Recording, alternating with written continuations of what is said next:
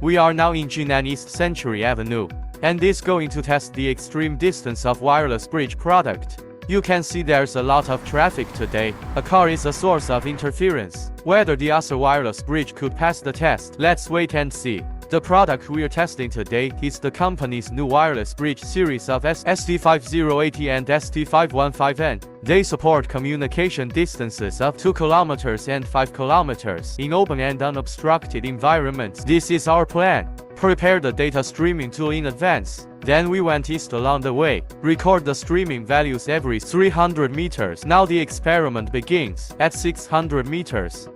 The data is as follows. At 1.5 kilometers, the data is as follows. At 3 kilometers, the data is as follows. The testing results are ST515N, stable transmission within 3 km. The maximum transmission distance is 5 km. ST508 is stable transmission within 1.5 km. The maximum transmission distance is 2 km. In addition, we also tested it in aquaculture, mountain landscape and elevator shaft. The aquaculture scenario had the most open view and the best test data. The mountainous landscape was the next best. Although it was partially shaded by trees, the data was still impressive. The final test was conducted in a lift shaft with the following data.